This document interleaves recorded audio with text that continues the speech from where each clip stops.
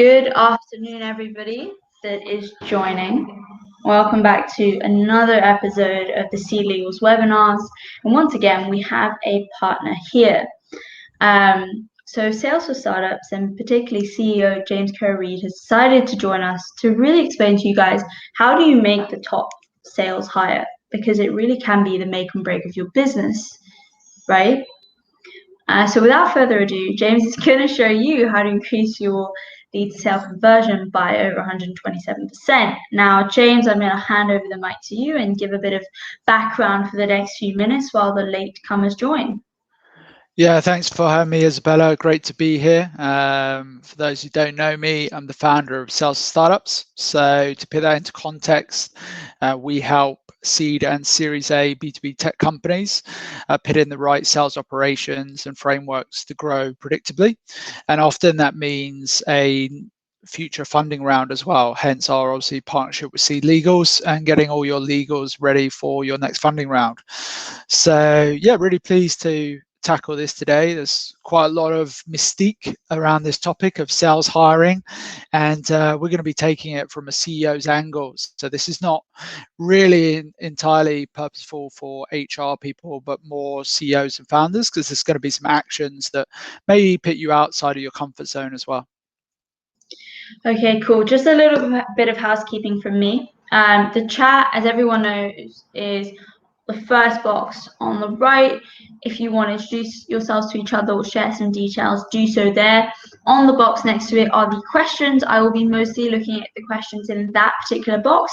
And then on the third box, we will be doing the polls. Actually, one has just gone live. And that's basically to make it a little bit more informative for us and a little bit more interactive for you. So now, without further ado, James, feel free to take it away. Yeah, should we wait for the poll results to come in, or should we get started? What's your feeling, Isabella? So the poll results will come in gradually. I have about 4 responses now, all saying that they are looking to hire their first salesperson. That has now gone up to 5. I feel like people are not willing to press no. There's a bit of peer pressure, but six are all looking to hire their first salesperson.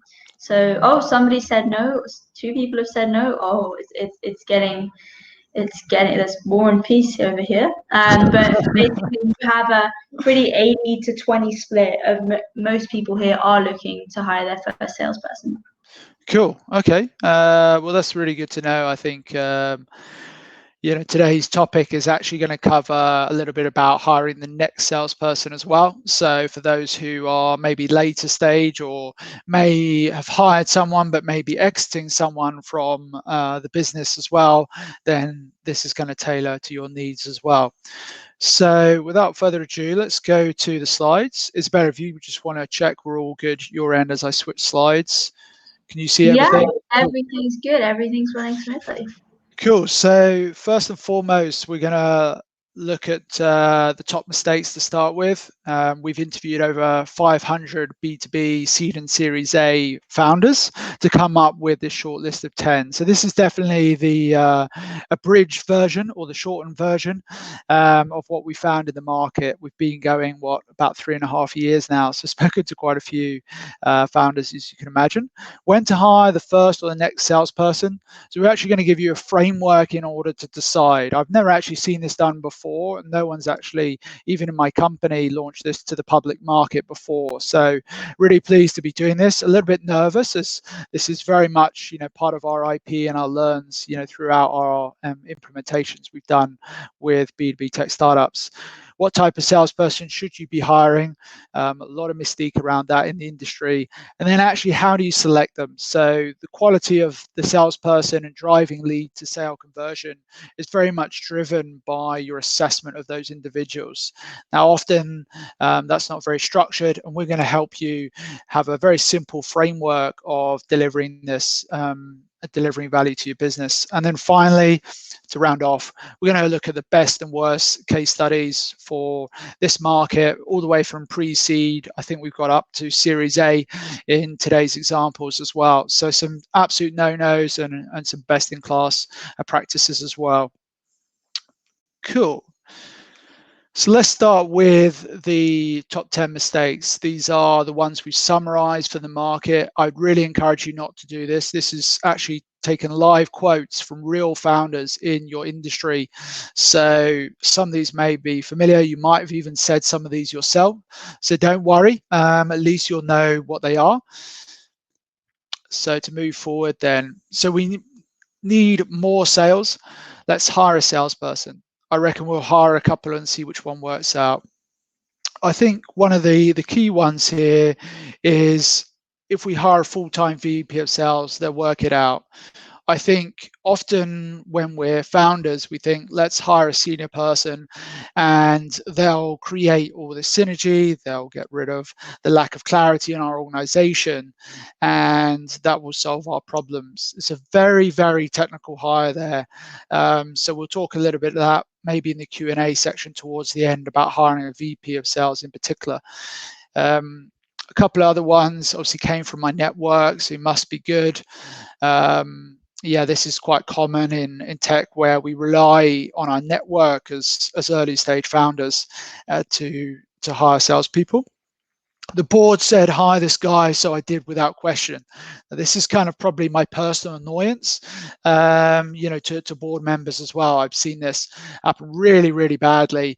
I've even seen legal cases go forward from between a tech founder and the employee because the board said you should hire this person without question. So just be really, really wary of these as you go forward in your daily lives.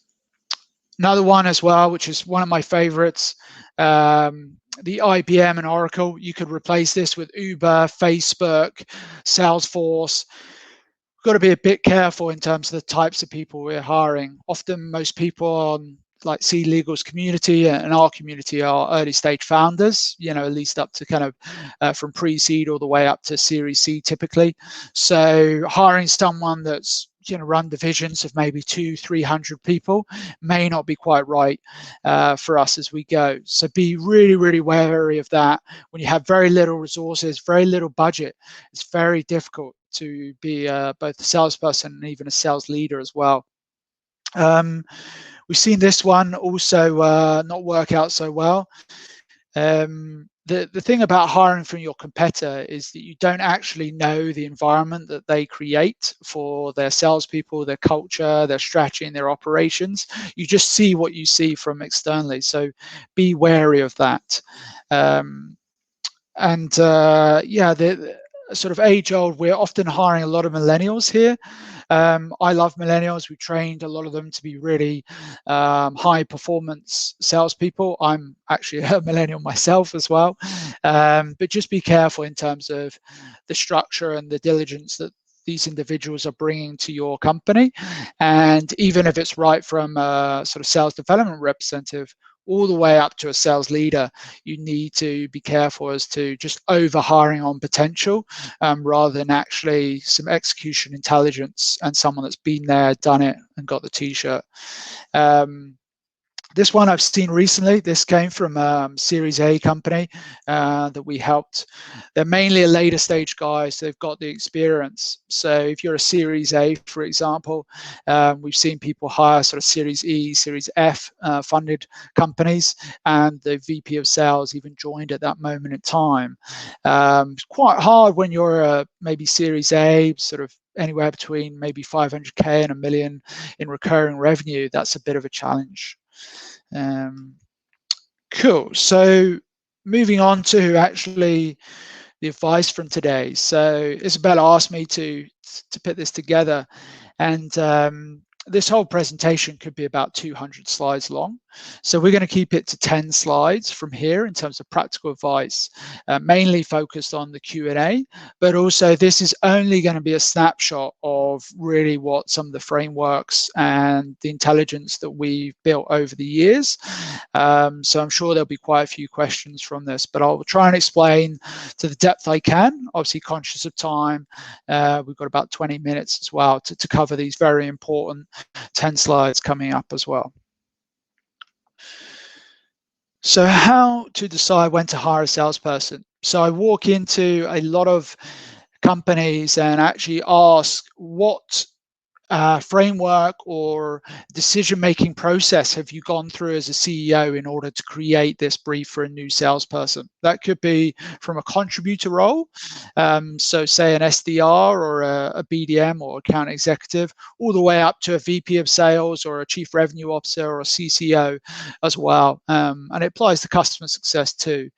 So this is where I see founders really lack the diligence to actually create transparency and also clarity in their own decision making as founders.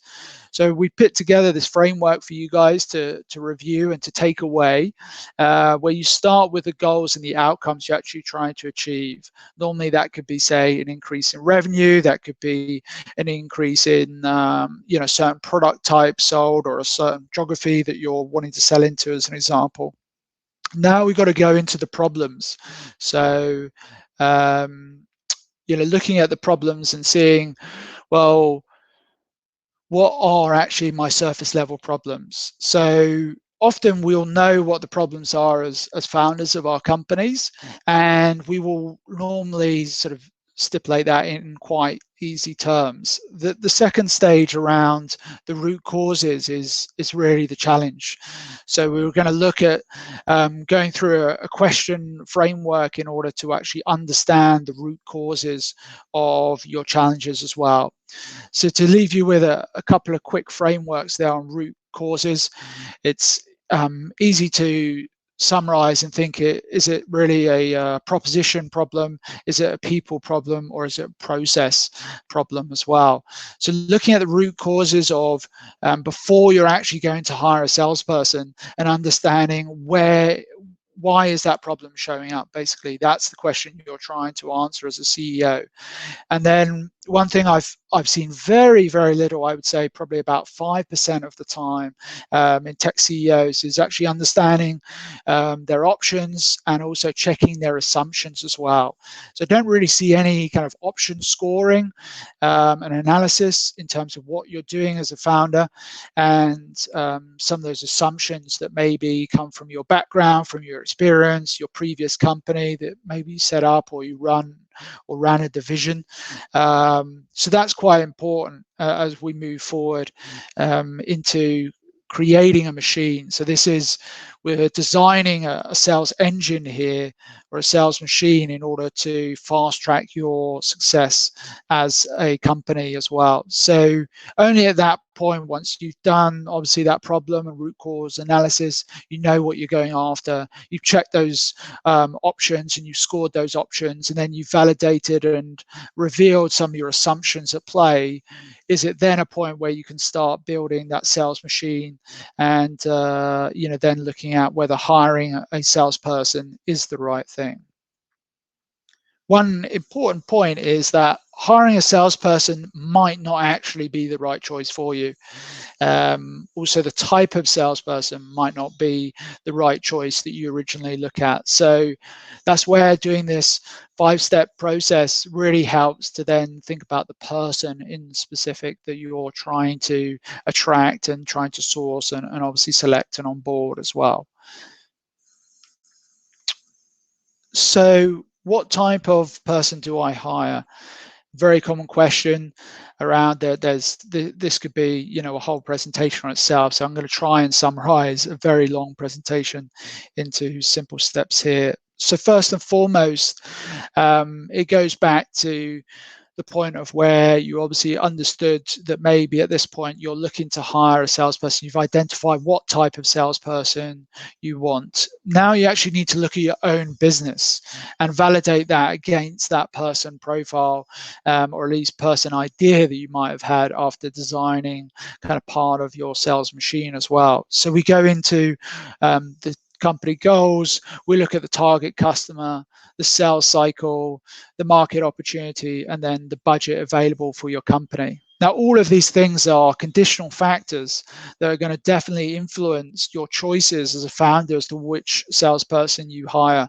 So you may say that I need, say, a full-time account executive, but if you don't have the budget for that, then that may be not the right choice. It could be a point of co-sponsoring, looking at joint venture, maybe looking at a white label partnership that is actually in line with your budget and resources. The same with sales cycle is quite a common one as well. There's often we hire people as leaders that don't actually match our sales cycle. So we might be having a sales cycle of 30 to 40 days, but we're hiring a salesperson that is used to selling 9 to 12 month sales cycles.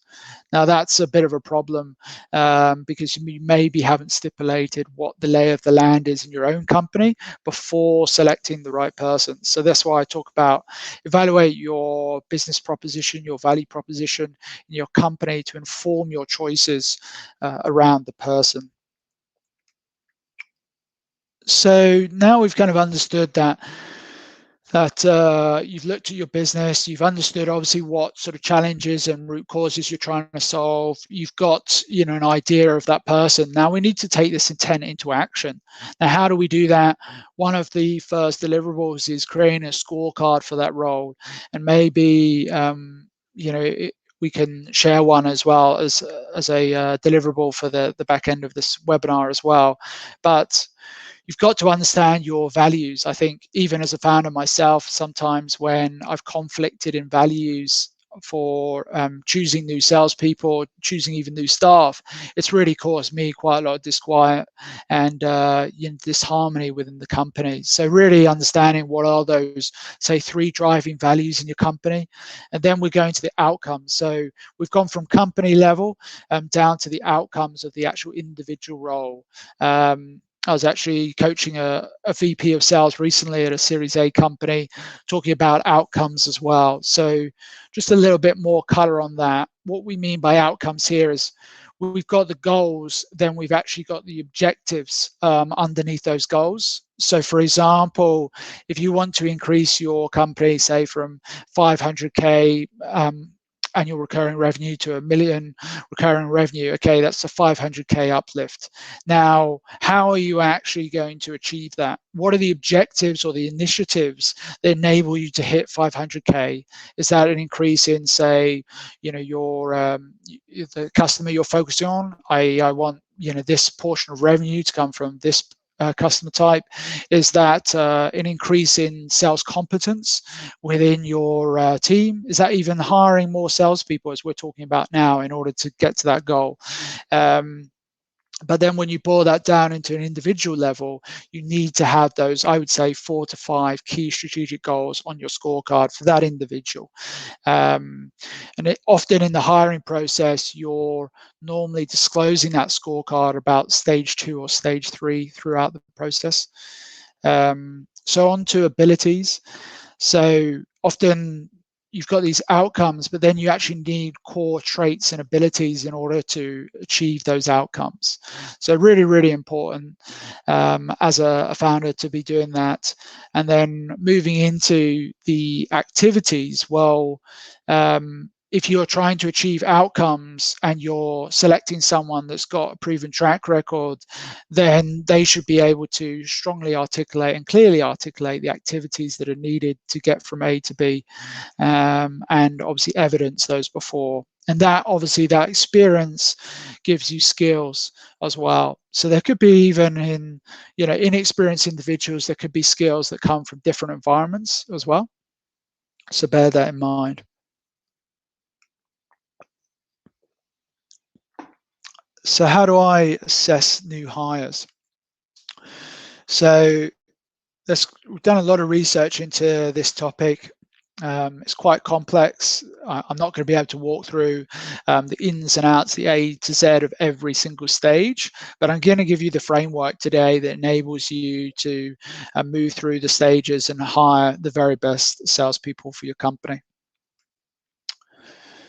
So we call it the 5S process to selecting the best salespeople. We've covered a little bit about the scorecard already, and then we're talking about sourcing the talent as well. So that could be through your network, could be through referrals, it could be through an open advertisement, It could even be marketing through some of the strategic partnerships you've got in terms of maybe their newsletter or their social updates as well. There are lots of ways in which to do that.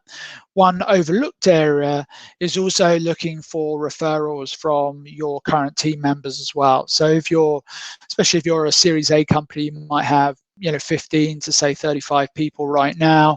So there are good salespeople that know other good salespeople, and they ultimately know what type of culture works in your company as well. So then we talk about selecting the talent. So this is into the assessment phase of the process as well. So a couple of key points here.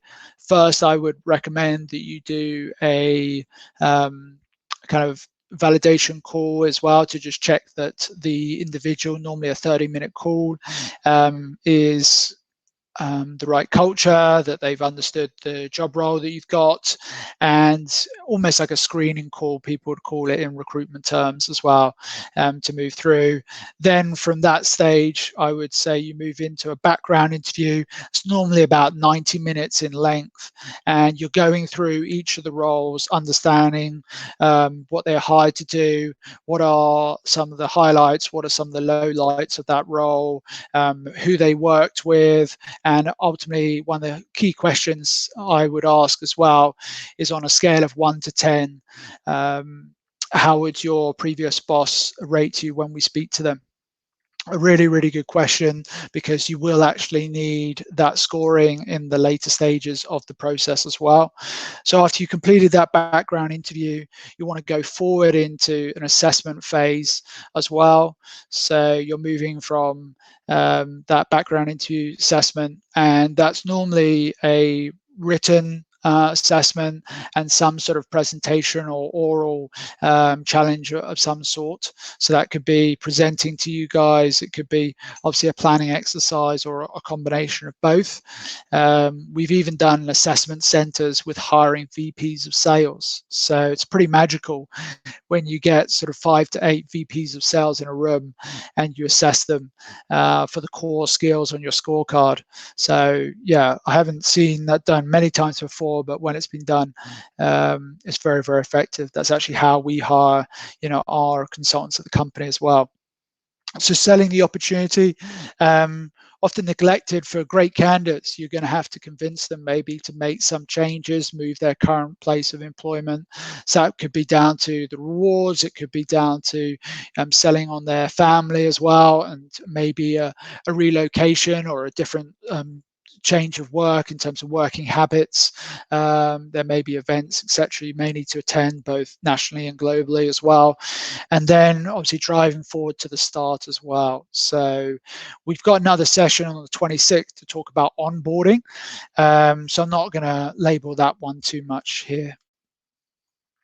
So I promised you guys that I'm going to talk through a couple of case studies as we come towards the end of today, and come back into Q&A and to hear you guys, as I know I've spoken for about 20 minutes now.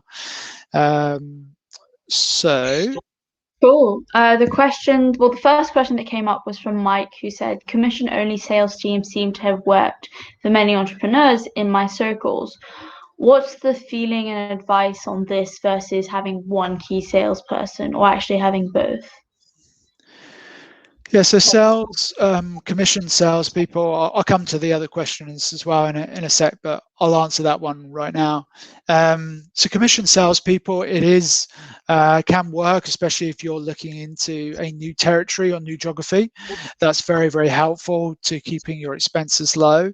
It also depends on the value of your product and also the sales cycle of your product. So commission sales, often when it's a short time period, i.e. 30, 45 days, and also a lower value, i.e. probably under 5K, but if it's 50, 100K, that might be a bit of a challenge for that individual to sell. So that works quite well. You can pick whichever question you want to ask next, but there is one from Siadal Magos. Okay, I'll finish off with the case studies, Isabel, and then I'll come back round to the questions. Absolutely. There may be some questions on the case studies as well. So cool. So just running through a couple of case studies to look at some misnomers as well as some successes. So a couple of ones that come up recently. Spoken to an AR and VR company. They hired through their network. They'd held that person for 18 months, and they'd even thought about maybe resituating that person into either part-time or commission-only role. They hadn't actually sold any deals within that 18-month point. So just a point of caution there as to what not to do. Another one on cybersecurity. So they'd actually gone through 4 VPs of sales in 18 months. They'd hired mainly for experience in industry connections. And the founder, I remember saying to us in the early point of our bid process was, no one can sell it better than I can. Now that's really dangerous talk as well as a founder who's trying to scale a company and enable that transmission of knowledge and insight to others. So be very, very careful there. The kind of hire firstly multiple people, purely base your point around industry connections in a black book. It's often referred to as, it's very, very dangerous often to go in that limited kind of tunnel vision. Finally, on case study 3, had an e-commerce player, again, 4 VPs of sales.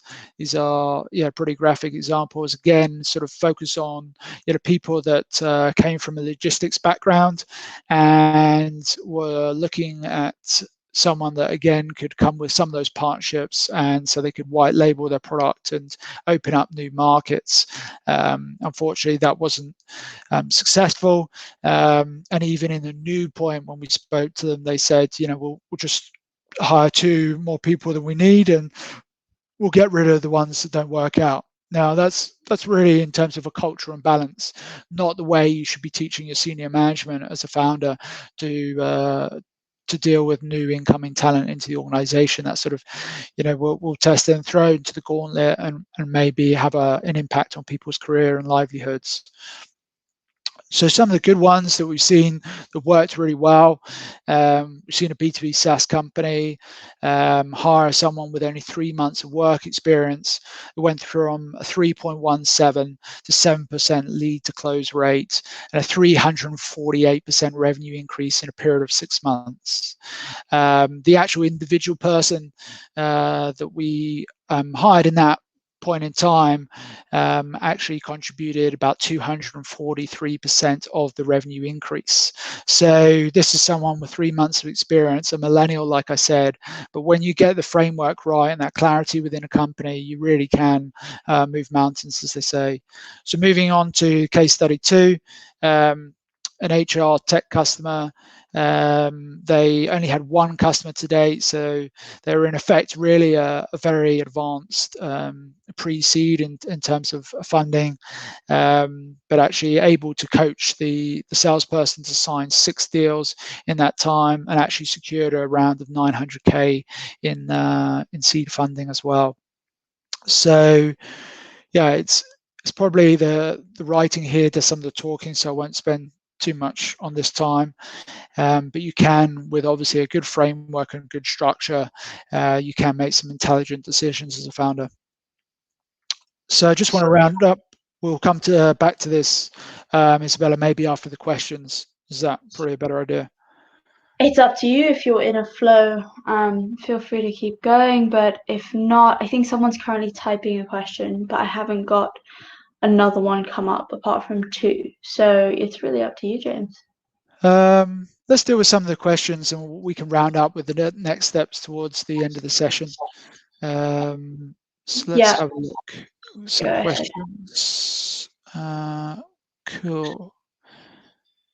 So let me 1, 3, 4, and 5 from Mike there. I think that's the mistakes, which is quite interesting. Just looking through some of this. Thinking of bringing in SDR to help me out at the moment. Do you have any examples of scorecards to Jonathan's question, we can certainly give you some examples of scorecards. If you want to put in the chat, Jonathan, what type of role that you're looking to hire, we can provide maybe the relevant scorecard, because it's going to be different for, say, an SDR to an account executive to a VP of sales. So if you want to reply in the chat, that'd be great. Yeah, that'd be cool.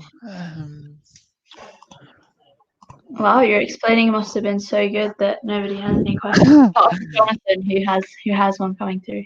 Still very early pre-seed. Okay. So yeah, in terms of scorecard, maybe at the contributor level. I've got one here from, sorry for pronunciation here, I think it's Siadhal Magos.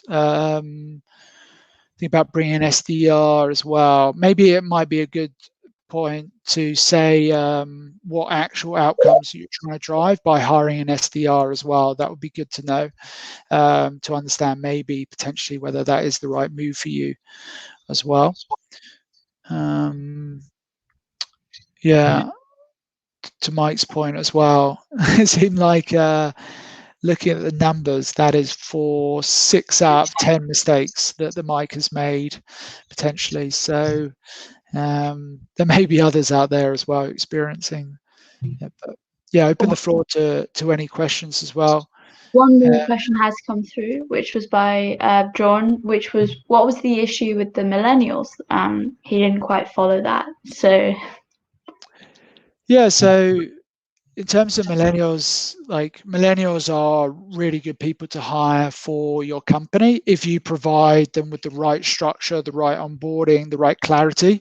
Often when tech companies hire millennials, it's unfortunately from a founder's point of view out of budget and not necessarily providing them that clarity and sort of walkway to success. And that's obviously a bit of a challenge for someone that lacks the experience and maybe the resilience of having multiple scenarios where they don't have the clarity and they're really reliant on you as the founder to give them direction. So something to be wary of as a founder is that really the quality of the onboarding will stipulate the performance of the sales individual. So if you're providing a very unstructured onboarding, which is about 9 out of 10 cases in tech companies, then you will find that millennial without the structure and the clarity will maybe underperform for you. Yeah, and I will second that. I think at SeedLegals, like as everybody knows, we were in kind of startup, and then very quickly we went to scale up, and then we're in that kind of SME scale up phase, and it was so key to have such a rigid onboarding system coming in for everybody in customer support and sales, and really spending that time to do that just increased our conversions by so much, to the point that people who had just been onboarded were actually onboarding the new people. So I will reiterate that from like personal experience. So James, we have another question from Mike, and he says, so HR learning and talent tech, what should we be considering or expecting as sales cycles lengths for under 5K and over 5K solution? I've been told 7+ touch points and 3+ months. Do you want me to reread it? Yeah, no, I've just switched the tabs onto questions. I can see everyone's questions starting to come in. So one from Mike here. So under 5K, couple of quick questions maybe to answer and give Mike the value he needs is thinking about how that is billable. The 5K, is that £400 a month as an example, or is that a one-off investment of 5K? Because that's quite important to understand. So we could put in the chat here about what are the invoice terms for the clients at under 5K and over 5K. So this is new piece of technology, so I'm going to give it a go here. So if Mike wants, I'll come back to that one. But in terms of indicative, though, to maybe wait for Mike's answer, sort of at a 5K at that level, I'd be expecting, if you sell online, then maybe you're looking at under 3 months. For over 5K solutions, yeah, probably somewhere between 3 to 6 months. It depends who you sell to as well within the organization, whether that's, say, the head of talent, is that the HR director, is that the CHRO, and also it depends on what type of company you're selling to. So for me to really advise Mike, like a bit more context would really help to answer that question. So Mike is jumping between the chat and the questions. So the context he's given is they have one client paying over 6 months, but all others have been upfront with 100%. And he's referencing 5 sales contracts, all at 7.5K, and they're HR directors.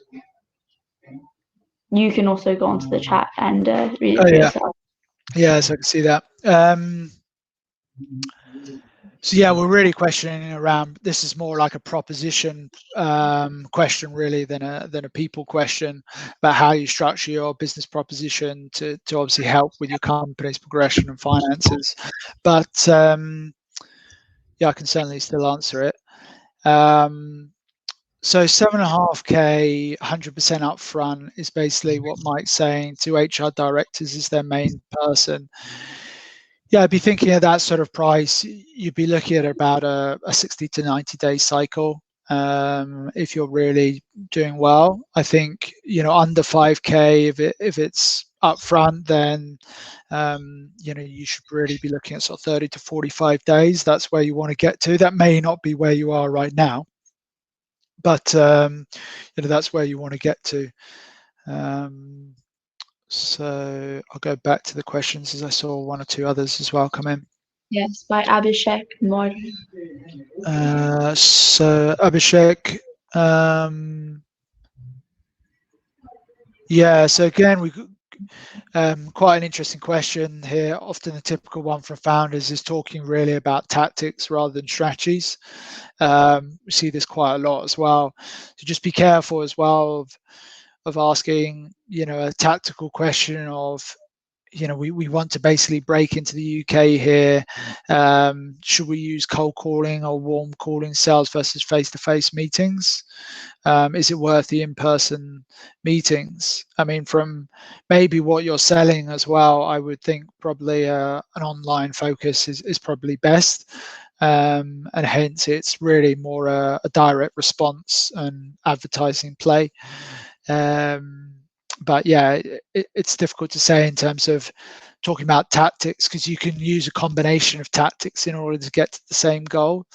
And I don't think this is black and white of saying, should we select tactic A or tactic B? It depends what your strategy is, because those tactics could be one of a combination of tactics that produce the end result in terms of the strategy that you're going after. And this is unfortunately what a lot of people think of business development as. It's like, should we just use this sales tactic or use this sales tactic? And it's not black and white like that. It should be a combination of different tactics within a strategy. So you might use, for example, using LinkedIn, you might have connection requests as one tactic. You may have sponsored content as another tactic. You may have a download sponsored promoted post to download, say, an ebook or a PDF. Then you may have your team jumping on that as well and sharing it with other like-minded people. That could be all within one strategy of just like LinkedIn social media strategy. So the tactics there, as you can see, you can cross-pollinate some of the tactics together for one particular strategy that you might be using, and then you might be actually using multiple strategies for your business development. And for a rule of thumb, I would say that you need to be looking at about 8 revenue generating processes in order to create the pipeline you need and ultimately the success you want as well. So that'd be 8 different strategies. Often, like I said, they cross-pollinate, but that's what I mean about combination of different things as opposed to one thing. So I think that's everything. So you're more than welcome to go over the next steps, just in case something else comes through. Yeah, cool. Righty, I'll go back to present. So hopefully we should be back in gear. Can you guys see my screen? Yes. Cool. So just to run through the next steps for the people on the line as well. Firstly, you can download the slides off the back of today to give you that framework that you need that we spoke about. Sign up for our next session, which is on the 26th of August. I think is it 11 or is it 2 p.m.? Isabella, I can't quite remember on the 26th. The 26th is at 2 p.m. 2 p.m. Cool. So that's going to be on onboarding, which is probably even a bigger problem as well for many tech companies. Is that it's great that we've hired this amazing, high potential, fantastic salespeople, but then what do we do with them next? And that's often just goes into the abyss. And then finally, we've got a guide to sales structures, which is going to help you review what type of machine design that you may want to create, and before you go on to select the right salesperson. So that's what I had in terms of next steps. We can provide these, Isabella, I think, as part of the follow-up in terms of downloads. Yeah, they are in the follow-up already. So everyone, as usual, you will get an email literally the moment I press end this webinar. Cool. James, apart from the links that they're going to get to Sales for Startups, is there any person in particular you want people to be able to get in touch with if they have questions, or can they just come through the website? Yeah, you can come through the website. We've got a contact us form at the bottom of each page, so you can put your questions in there. We also, if you'd like to book a call with us as well, in the top right, you can book a consultation as well. So that'll actually take you directly to a Calendly link that you can just select a time that's convenient for you guys.